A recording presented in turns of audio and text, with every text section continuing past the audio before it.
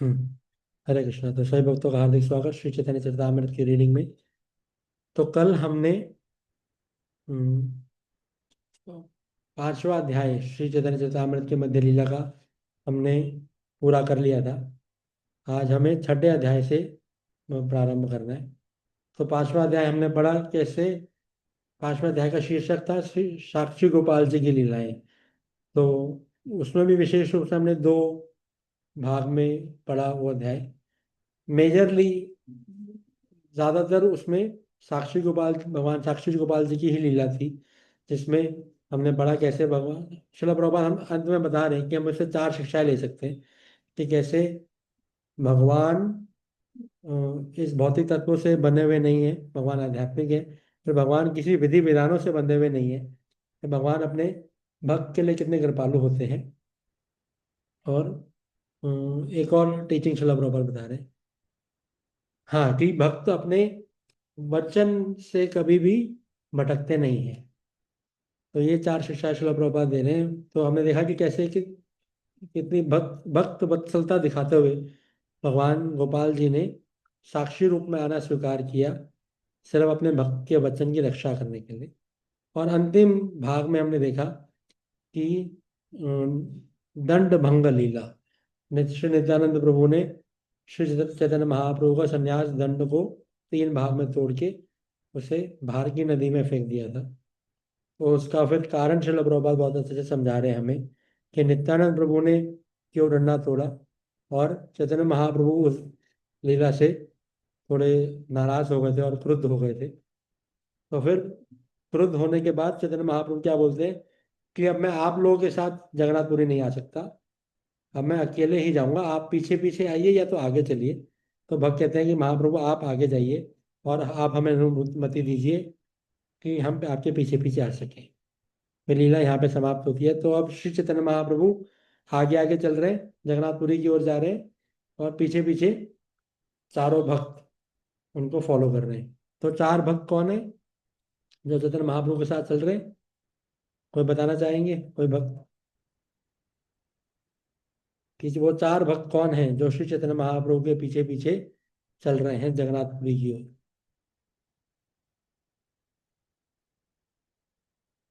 Yes yes, आप बताइए माता जी, राधा माता जी।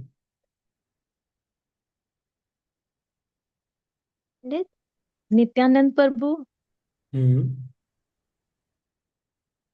पंडित जगदानंद पंडित, हम्म।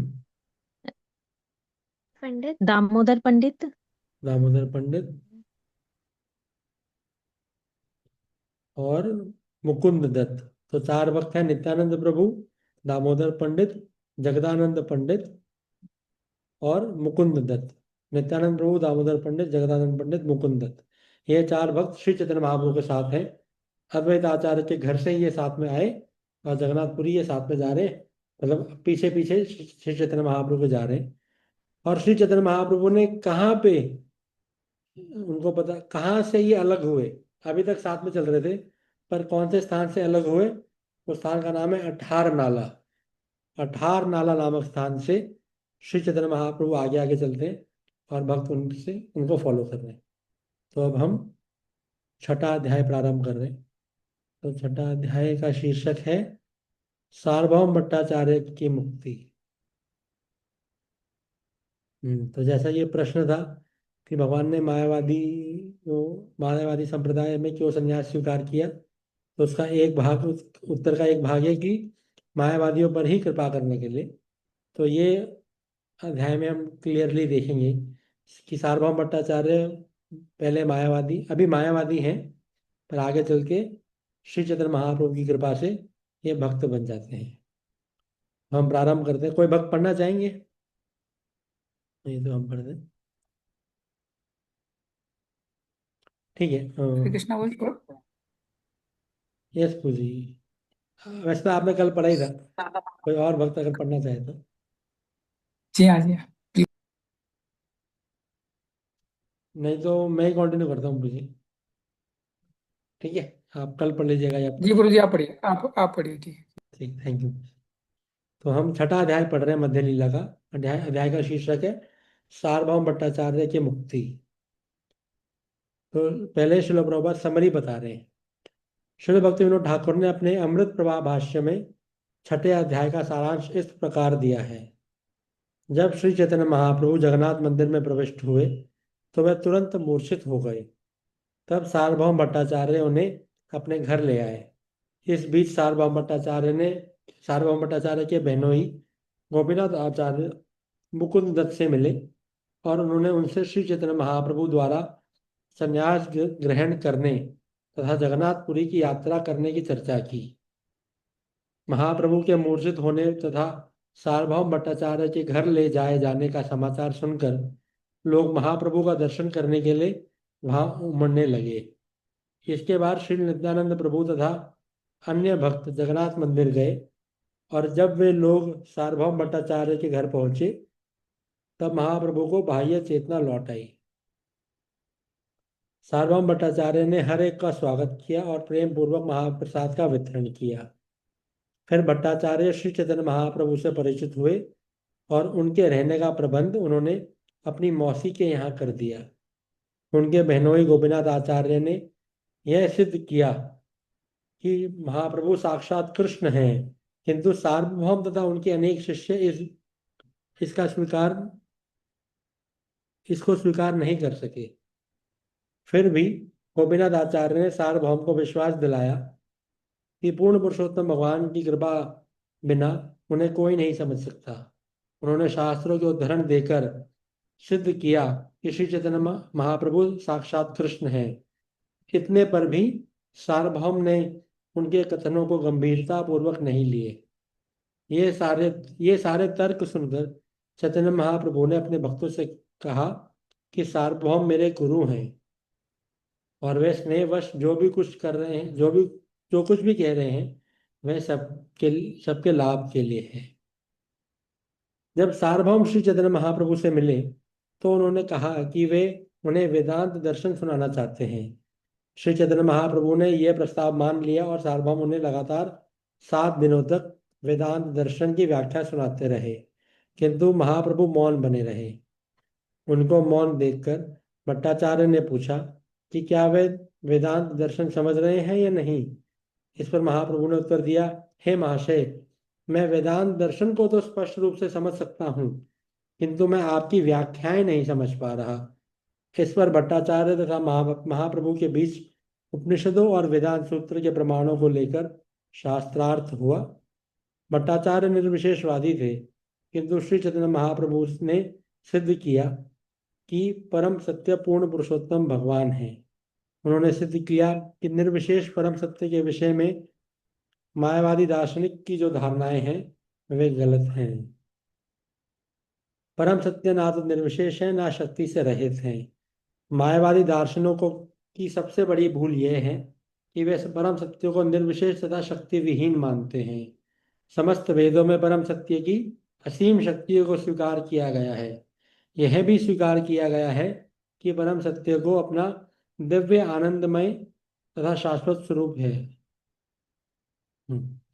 वेदों के अनुसार भगवान तथा जीव दोनों गुणों में समान है, किंतु इन गुणों की मात्रा भिन्न भिन्न है। परम सत्य का वास्तविक दर्शन बतलाता है कि भगवान तथा उनकी सृष्टि अचिंत्य रूप से एक हैं एवं साथ ही साथ भिन्न भी हैं। निष्कर्ष ये है कि मायावादी दार्शनिक वास्तव में नास्तिक हैं। इस विषय को लेकर दोनों में पर्याप्त चर्चा हुई, किंतु समस्त प्रयत्नों के बाद भी अंत में भट्टाचार्य हार गए। तब सार्वभौम भट्टाचार्य के अनुरोध पर श्री चैतन्य महाप्रभु ने श्रीमद् भागवत के आत्माराम श्लोक की 18 प्रकार से व्याख्या की। जब भट्टाचार्य का होश ठिकाने आया तो महाप्रभु ने अपना वास्तविक स्वरूप प्रकट किया। इस पर भट्टाचार्य ने महाप्रभु की प्रशंसा में 100 श्लोक सुनाए और उन्हें नमस्कार किया। इसके बाद गोपीनाथ आचार्य तथा अन्य लोग महाप्रभु की अद्भुत शक्ति देखकर अत्यंत प्रफुल्लित हुए।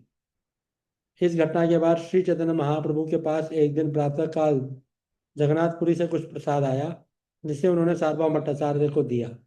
सार्वभौम ने यह महाप्रसाद बिना किसी औपचारिकता के तुरंत ग्रहण कर लिया। एक अन्य दिन जब सार्वभौम ने श्री चैतन्य महाप्रभु से पूछा तथा ध्यान करने की सर्वोत्तम एक अन्य दिन जब सार्वभौम ने श्री चैतन्य महाप्रभु से पूजा तथा ध्यान करने की सर्वोत्तम विधि पूछी, तो महाप्रभु ने उन्हें हरे कृष्ण महामंत्र का कीर्तन करने का उपदेश दिया। किसी किसी अन्य दिन सार्वभौम ने तत्तेनुकंपाम श्लोक को इसलिए बदलना बदलना चाहा क्योंकि उन्हें इसका मुक्ति पद शब्द उचित नहीं लगा। इसके स्थान पर वे भक्ति पद करना चाह रहे थे, किंतु महाप्रभु ने मना किया कि श्रीमद् भागवत के श्लोक को ना बदला जाए, क्योंकि मुक्ति पद पूर्ण पुरुषोत्तम भगवान कृष्ण के चरण कमलों का द्योतक है। शुद्ध भक्त बन जाने के बाद सार्वभौम ने कहा, चूंकि अर्थ अस्पष्ट है, अतएव अब भी मुझे भक्ति पद अधिक पसंद है। इस पर श्री चैतन्य महाप्रभु तथा जगन्नाथपुरी के अन्य निवासी अत्यधिक प्रसन्न हुए। इस तरह सार्वभौम भट्टाचार्य शुद्ध वैष्णव बन गए और वहां के अन्य विद्वानों ने भी उनका अनुसरण किया। तो अब हम पहले श्लोक से पढ़ रहे हैं। श्री चैतन्य चरितामृत के मध्य लीला का 6ठा अध्याय का पहला श्लोक। नौमितं गौरचंद्रम यह कुतर्क कर्कशाशयम सार्वभौमं सर्वभूमा भक्ति भूमानमाचरत। अनुवाद। मैं पूर्ण पुरुषोत्तम भगवान गौरचंद्र को सादर नमस्कार करता हूँ, जिन्होंने सारे कुतर्कों के आगार कठोर हृदय वाले सार्वभौम भट्टाचार्य को महान भक्त में बदल दिया। जय जय गौरचंद्र जय नित्यानंद जय जयाद्वैत चंद्र जय गौर भक्त वृंद। जब श्री चैतन्य महाप्रभु की जय हो, श्री नित्यानंद प्रभु की जय हो, श्री अद्वैत आचार्य की जय हो, श्री चैतन्य महाप्रभु के भक्तों की जय हो। आवेशे चलीला प्रभु जगन्नाथ मंदिरे जगन्नाथ देहि प्रेमे हैला अस्थिरे। श्री चैतन्य महाप्रभु भावावेश में 18 नाला से जगन्नाथ मंदिर गए। वहां जगन्नाथ भगवान का दर्शन करके वे भगवत प्रेमवश अत्यंत व्याकुल हो उठे। जगन्नाथ आलिंगिते चलीला धाइया मंदिरे पड़िला प्रेमे आविष्ट हैया। भगवान श्री चैतन्य महाप्रभु तेजी से भगवान जगन्नाथ का आलिंगन करने गए, किंतु मंदिर में प्रवेश करने के बाद वे भगवत प्रेम में इतने विभोर हो गए कि वे भूमि पर मूर्छित होकर गिर पड़े। देवे सार्वभौमता के करे दर्शन परीक्षा मारिते थे हो कैला निवारण। जब श्री चैतन्य महाप्रभु गिर पड़े, तब दैववश सार्वभौम भट्टाचार्य ने उन्हें देख लिया। जब सुरक्षाकर्मी ने महाप्रभु को मारने की धमकी दी, तो सार्वभौम भट्टाचार्य ने तुरंत उसे मना कर दिया। प्रभु सुंदर सौंदर्य आर प्रेमेर विकार देखी सार्वभौम हैला विस्मित आपार। श्री चैतन्य महाप्रभु की सुंदरता तथा भगवत प्रेम के कारण उनके शरीर में उत्पन्न दिव्य विकारों को देखकर सार्वभौम भट्टाचार्य को अत्यधिक आश्चर्य हुआ। बहुक्षणे चैतन्य नहे भोगेर काल हैला सार्वभौम मने तबे उपाय चिंतीला। श्री चैतन्य महाप्रभु अधिक समय तक अचेतन पड़े रहे। तभी भगवान जगन्नाथ का भोग लगाने का समय हो गया और भट्टाचार्य कुछ उपाय सोचने लगे। तो लीला प्रारंभ कैसे होती है कि श्री चैतन्य महाप्रभु 18 नाला से आगे जगन्नाथपुरी की ओर बढ़ते हैं। वे जगन्नाथपुरी के मंदिर में, जगन्नाथ जी के मंदिर में वे एंटर करते हैं और एंटर करते ही वे भगवान जगन्नाथ का विग्रह का आलिंगन करने के लिए दौड़ने लगते हैं, पर वे साथ में भावावेश में आ जाते हैं और उस भावावेश के चलते महाप्रभु मूर्छित होकर मंदिर की जमीन पर गिर जाते हैं। तो जब वे मूर्छित होकर गिर जाते हैं, बेहोश होकर जब महाप्रभु गिर जाते हैं जमीन पे, तो सार्वभौम भट्टाचार्य महाप्रभु को देखते हैं कि वे मूर्छित हुए हैं और जमीन पे गिरे हुए हैं। तो सिक्योरिटी गार्ड जब महाप्रभु को मारने के लिए दौड़ते हैं कि ताकि उन्हें होश में लाया जा सके, तो सार्वभौम भट्टाचार्य उनको मना कर देते हैं, सिक्योरिटी गार्ड को मना कर देते हैं कि आप इन्हें मारिए मत। और सार्वभौम भट्टाचार्य स्वयं श्री चैतन्य महाप्रभु की सुंदरता को देख के बहुत आश्चर्यचकित रह जाते हैं और साथ में वे ये भी देखते हैं कि महाप्रभु में भाव के लक्षण प्रकट हुए हैं। और फिर महाप्रभु बहुत समय तक बेहोश रहते हैं। पर और इतने समय बाद क्या भगवान को भोग लगाने का समय हो जाता है, भोग लगाने का टाइम हो जाता है। तो फिर सार्वभौम भट्टाचार्य कुछ उपाय सोचते हैं। शिष्य परीक्षा द्वारा प्रभु निर्वहाइया, घर आने पवित्र स्थाने राखिल सोयाइया। सार्वभौम भट्टाचार्य सुरक्षाकर्मी तथा कुछ शिष्यों की सहायता से श्री चैतन्य महाप्रभु को अचेत अवस्था में ही अपने घर ले आए और उन्हें एक अत्यंत पवित्र स्थान में लिटा दिया। तात्पर्य, उस समय सार्वभौम भट्टाचार्य जगन्नाथ मंदिर की दक्षिण दिशा में रहते थे। उनका घर समुद्र तट पर था, जो मार्कंडेय सरस तट कहलाता था। आजकल इसका प्रयोग गंगा माता के मठ के रूप में हो रहा है। तो सार्वभौम भट्टाचार्य ने देखा कि बहुत समय तक महाप्रभु बेहोश पड़े हैं। तो फिर अंततः सार्वभौम भट्टाचार्य महाप्रभु को अपने घर पे ले आते हैं। श्वास प्रश्वास नाही उदर स्पंदन, देखिया चिंतित हैला भट्टाचार्य मन।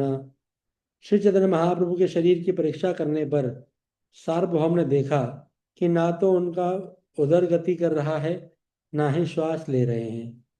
उनकी यह दशा देखकर भट्टाचार्य अत्यंत चिंतित हो उठे। सूक्ष्म तुला आनी नासा अग्रते धरीला, ईशत चलये तुला देखी धैर्य हैला। भट्टाचार्य ने बारीक रुई का फोहा लिया और उसे महाप्रभु के नासिका के सामने रखा। जब उन्होंने देखा कि रुई कुछ कुछ हिल रही है तो उन्हें कुछ आशा बंधी। वसी भट्टाचार्य मने करे न विचार, हे कृष्ण महाप्रेमेर सात्विक विकार। श्री चैतन्य महाप्रभु के पास बैठकर उन्होंने सोचा, यह दिव्य उर्मिपूर्ण परिवर्तन सात्विक विकार कृष्ण प्रेम के कारण हुआ है। सुदीप्त सात्विक ए नाम ये प्रलय, नित्य सिद्ध भक्ते से सुदीप्त भाव है। सुदीप्त सात्विक के लक्षण देखकर सार्वभौम भट्टाचार्य को समझते देर न लगी कि चैतन्य महाप्रभु के शरीर में दिव्य भावावेश सुदीप्त भाव हुआ है। ऐसा लक्षण केवल नित्य सिद्ध भक्तों के शरीरों में ही दिखा करता है। तो जब सार्वभौम भट्टाचार्य महाप्रभु को अपने घर पे ले आते, लेकिन उनको चिंता होने लगती है क्योंकि बहुत समय तक महाप्रभु होश में नहीं आते और फिर महाप्रभु का उधर पेट भी नहीं हिल रहा होता है और ऐसा लगता है कि महाप्रभु सांस भी नहीं ले रहे हैं। तो सार्वभौम भट्टाचार्य को चिंता होती है। तो वो क्या करते हैं, एक छोटी सी रुई का टुकड़ा लेते हैं और महाप्रभु की नाक के पास लेके जाते हैं।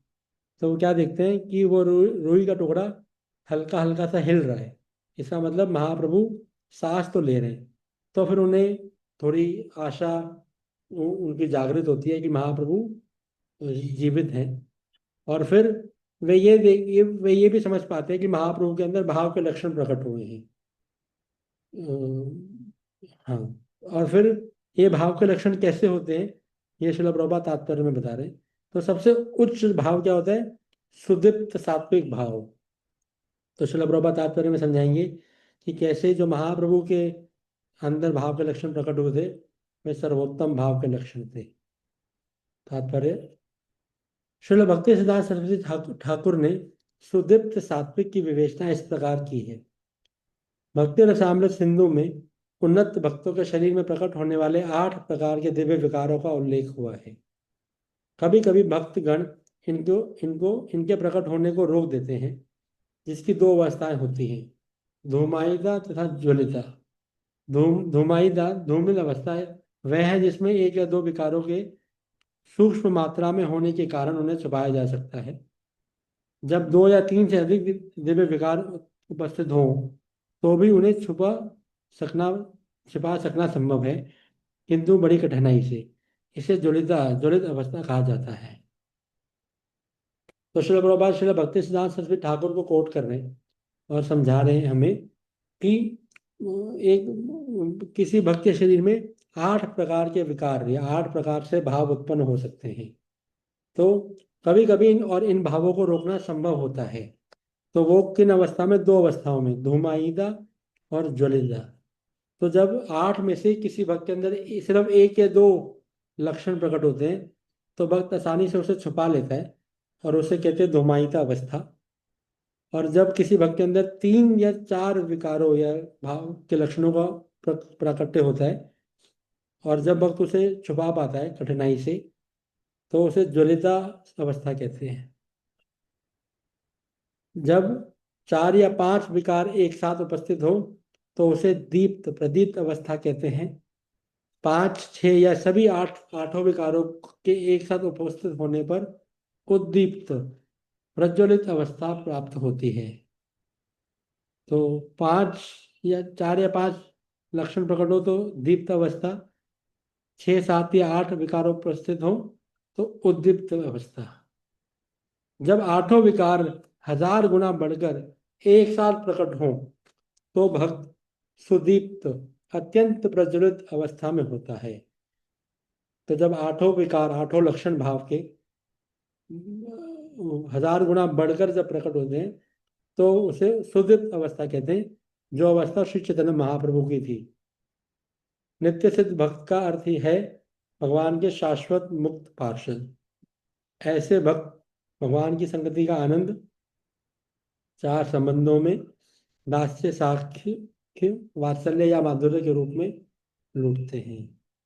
तो श्री चैतन्य महाप्रभु के अंदर जो भाव के लक्षण प्रकट हो रहे थे वे सबसे उच्च स्तर के भाव के लक्षण थे। सुदीप्त अवस्था थी श्री चैतन्य महाप्रभु की, उसमें सारे 8 के 8 भाव के लक्षण 1000 गुना ज्यादा बढ़कर प्रकट हो रहे थे। और ये सार्वभौम भट्टाचार्य समझ पाए। अधिरूढ़ भाव यार तार ए विकार, मनुष्य रे देह देखी बड़ा चमत्कार। सार्वभौम भट्टाचार्य ने विचार किया, श्री चैतन्य महाप्रभु के शरीर में अधिरूढ़ भाव के असाधारण दिव्य लक्षण प्रकट हो रहे हैं। यह बड़ा आश्चर्यजनक है। भला मनुष्य के शरीर में ये किस तरह संभव है? तो श्री चैतन्य महाप्रभु के शरीर में जो भाव के लक्षण प्रकट हुए उन्हें कहते हैं अधिरूढ़ भाव।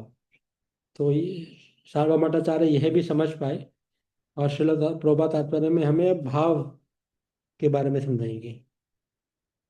श्रील रूप गोस्वामी ने उज्ज्वल नीलमणि में अधिरूढ़ भाव या अधिरूढ़ महाभाव की व्याख्या दी है। श्रील भक्ति सिद्धांत सरस्वती ठाकुर रूप गोस्वामी का यह उदाहरण देते हैं। आश्रय भक्त की प्रेमानुभूति विषय भगवान के प्रति इतनी भावपूर्ण हो उठती है कि प्रेमी का साहचर्य भोगने के बाद भी भक्त को यह आनंद अपर्याप्त लगता है। तो श्रील प्रभुपाद श्रील भक्ति सिद्धांत सरस्वती ठाकुर का फिर से रेफरेंस ये कह रहे हैं कि भाव के लक्षण इतने उन्नत होते हैं कि जब भक्त भगवान से मिलता भी है या जब भक्त का भगवान से संपर्क होता भी है, उस संपर्क से प्राप्त होने वाले आनंद को भी भक्त को लगता है कि वे आनंद पर्याप्त नहीं है। ऐसी अवस्था में प्रेमी अपने प्रेम के पात्र को विभिन्न तरीकों से देखता है। भाव का ऐसा विकास अनुराग कहलाता है। जब अनुराग पराकाष्ठा को प्राप्त करके शरीर में दृष्टिगोचर होने लगता है तो वह भाव कहलाता है।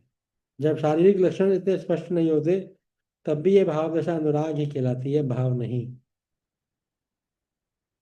तो जब प्रेम की अवस्था या आनंद की अवस्था में जब आनंद की अवस्था को ऐसी आनंद की अवस्था को अनुराग कहते हैं जिसमें श्रील प्रभुपाद समझा रहे हैं जिसमें भक्त भगवान से मिलने के बाद भी अपर्याप्त आनंद या उतना आनंद उसे प्राप्त नहीं होता तो उसे अनुराग कहते हैं।